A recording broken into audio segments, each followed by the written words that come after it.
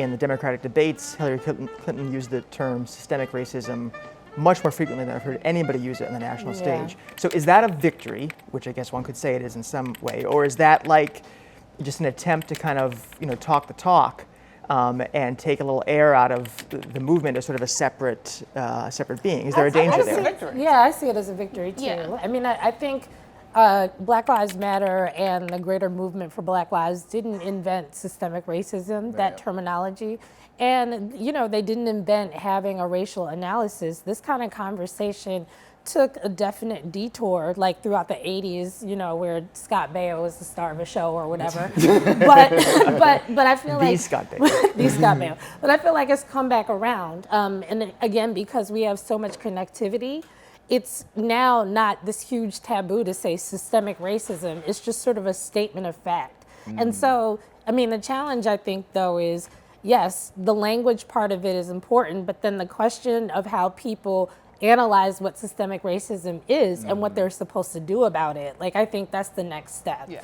But, I mean, to go from struggling to make people say the word race, like you spend all your energy the word race. trying to be but you know acknowledge that's race, and they're like, I don't want to talk about, it's just like, okay, we all just wasted our energy because I know and you know that there's racism, so let's move on.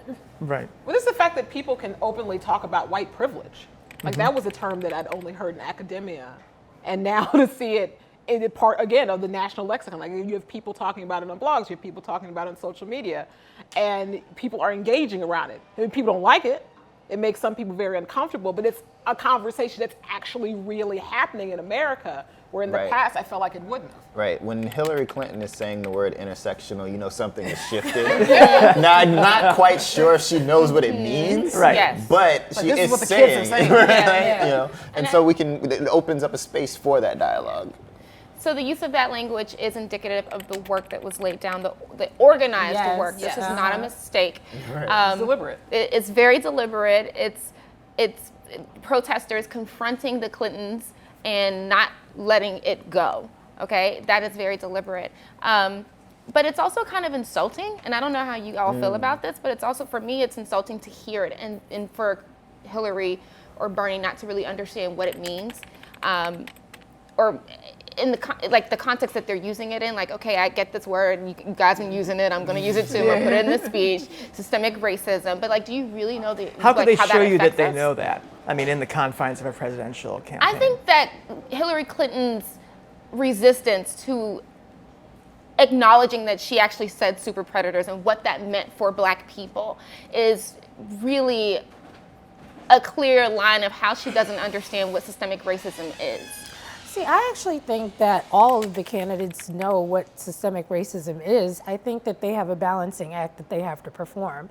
And so as much as people may feel like, yes, we need to dismantle systemic racism, and here are the following ways that we can do it, they also have to deal with a lot of really hysterical people who have gone to such a base level.